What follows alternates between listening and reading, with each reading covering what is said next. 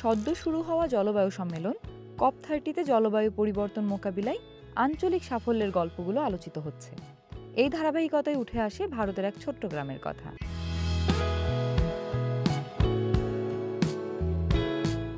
রাজস্থানের মরুভূমির এই গ্রাম সাওয়ারদা, যেখানে নবায়নযোগ্য জ্বালানির মাধ্যমে গ্রামীণ জীবনে ঘটেছে আমূল পরিবর্তন। ১.৫ বছর আগে স্থাপিত একটি সৌর বিদ্যুৎ কেন্দ্র গ্রামটির কৃষি থেকে শিক্ষা সবকিছুতেই নিয়ে এসেছে পরিবর্তন। একসময় ঘন ঘন লোডশেডিং ও খরার কবলে থাকা এই গ্রাম এখন আলোকিত। একের পর এক সৌর প্যানেল সাজানো মাঠে চলছে চাষাবাদ, আলোকিত হচ্ছে ঘরবাড়ি। স্থানীয় বাসিন্দা অনিতা কুমারী ছিলেন প্রথম দিকের সৌর বিদ্যুৎ ব্যবহারকারীদের একজন। স্বামীকে সাথে নিয়ে নিজের অনাবাদি জমিতে সৌর প্যানেল বসিয়েছেন তিনি। আগে রাতে গ্রামটা অন্ধকারে থাকতো, দিনে গরমে টিকতে কষ্ট হতো। এখন বিদ্যুৎ আছে সারাদিন, রাতে আলো, দিনে ফ্যান চলে, আর এভাবে জীবনটাই বদলে গেছে আমাদের। সৌরশক্তিতে কৃষিতেও এসেছে বিপ্লব। সূর্যের শক্তিতে চলছে পানির পাম্প, সেচে মিলছে সময় মতো পানি। নেই আগের মতো পানির অভাব। মরুভূমির রোদে সৌর প্যানেলগুলোর কার্যকারিতা বজায় রাখতে কাজ করছে স্বয়ংক্রিয় পরিষ্কারক যন্ত্রও।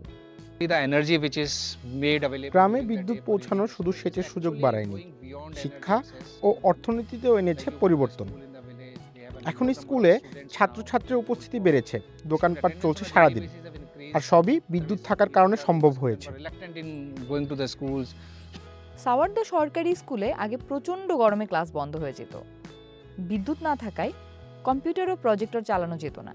এখন সৌর বিদ্যুৎ চালিত ফ্যান ও লাইটে শিক্ষার্থীরা পড়াশোনা করছে। সৌর বিদ্যুৎ কেন্দ্র স্থাপনের পর স্মার্ট ক্লাস শুরু হয়েছে, প্রজেক্টরের সাহায্যে পড়ানো হচ্ছে, কম্পিউটার ক্লাসও নিয়মিত চলছে। বাচ্চারা খুশি, স্কুলে ভর্তি বেড়েছে। बच्चे भी खुश है और स्कूल का नामांकन जो होता है एनरोलमेंट वो भी बहुत अच्छा प्रगति कर रहा है, बहुत अच्छा। শুধু স্কুল বা ক্ষেত নয়, সৌর বিদ্যুৎ বদলে দিচ্ছে গ্রামের ব্যবসাও। দর্জির বৈদ্যুতিক মেশিন, মুদি দোকানে সৌরচালিত ফ্রিজে ঠান্ডা দুধ, রাতেও খোলা দোকান। আবার নারীরা রাতেও সেলাই ও শস্য মাড়াইয়ের কাজ করছে এলইডি বাতির আলোয়।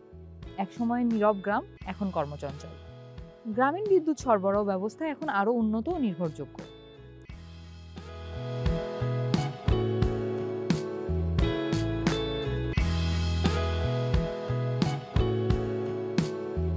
ড্রোন ও ডিজিটাল মানচিত্র ব্যবহার করে নজরদারি করা হচ্ছে সৌর প্যানেল ও বিদ্যুৎ লাইনগুলোতে।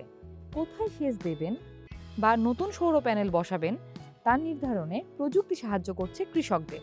এই পরিবর্তনের পেছনে রয়েছে রাজ্য সরকার ও global energy alliance for people and প্ল্যানেটের যৌথ উদ্যোগ। স্থানীয় পর্যায়ে নবায়নযোগ্য শক্তির সফল প্রয়োগ আজ বিশ্বজুড়ে আলোচনায়।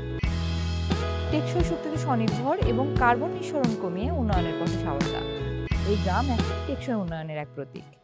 COP30-তে সাওয়ারদার বার্তা এই যে, জলবায়ু পরিবর্তনে শুধু বড় শহর বা বড় আন্তর্জাতিক সম্মেলনই নয়, ছোট গ্রামও অনেক বড় ভূমিকা রাখতে পারে।